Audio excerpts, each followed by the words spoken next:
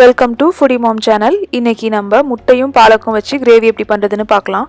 முதல்ல ஒரு கட்டு பாலக்கீரையை கழுவி சுத்தம் பண்ணி எடுத்து வச்சுருக்கேன். இப்போது இது கூட 2 பச்சை மிளகா சேர்த்துடலாம். காரத்துக்கு ஏற்ற மாதிரி அட்ஜஸ்ட் பண்ணிக்கலாம் மிளகா வேணும்னா.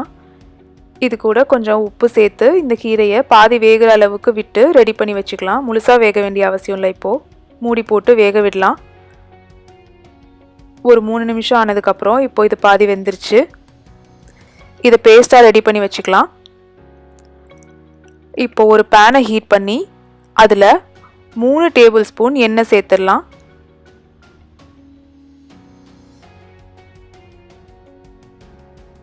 எண்ணெய் சூடானதும் அது கூட அரை டீஸ்பூன் ஜீரகம் சேர்க்கலாம். ஜீரகத்தை கொஞ்சம் லைட்டாக வதக்கி எடுத்துக்கலாம். இப்போ இது கூட 1 டீஸ்பூன் பொடியாக நறுக்குன இஞ்சி சேர்க்கலாம்.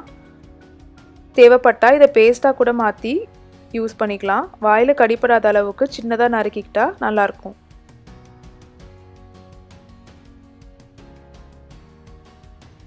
இஞ்சியில் உள்ள பச்சை வாடை போகிற அளவுக்கு இதை வதக்கி எடுத்து ரெடி பண்ணிக்கலாம். அது கூட இப்போது 2 பொடியாக நறுக்குன வெங்காயத்தை சேர்க்கலாம்.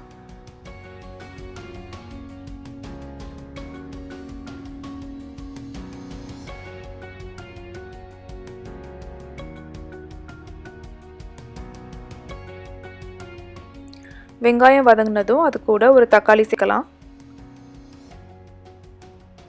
தக்காளி வதங்கும் போதே இந்த கிரேவிக்கு தேவையான மசாலா எல்லாத்தையும் நம்ம சேர்த்துடலாம். 1/4 டீஸ்பூன் மஞ்சள் தூள்,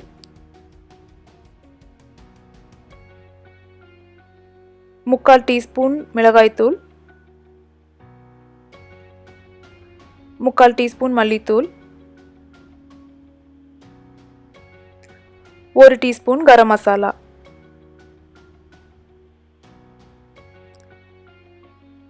இது எல்லாத்தையும் சேர்த்து இப்போ ஒரு மூடி போட்டு இதை ஒரு 5 நிமிஷம் வேக விடலாம்.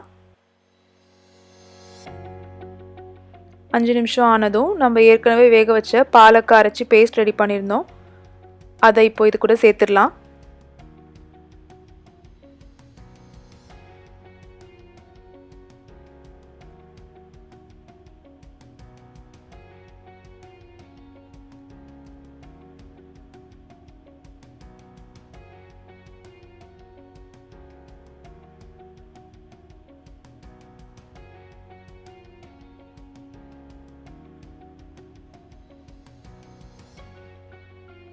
இது கூட கொஞ்சம் தண்ணி சேர்த்துடலாம்.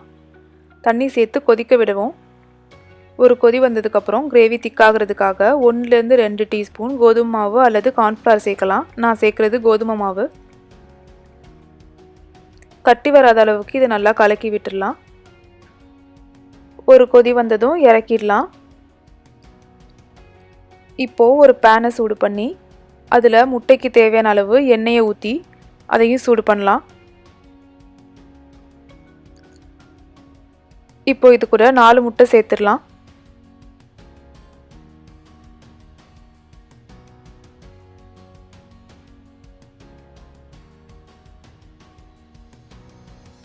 முட்டைக்கு தேவையான அளவு உப்பு சேர்த்துடலாம்.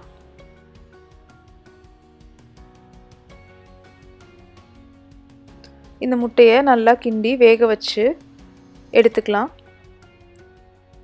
இப்போ இந்த முட்டை ரெடி ஆயிடுச்சு. இதை ஏற்கனவே ரெடி பண்ணி வச்சுருந்த கிரேவியில் சேர்த்துடலாம். கிரேவியை திரும்பவும் சூடு பண்ணி அது கூட முட்டையை சேர்த்துடலாம். முட்டையை சேர்த்து நல்லா கலக்கி விட்டுருவோம்.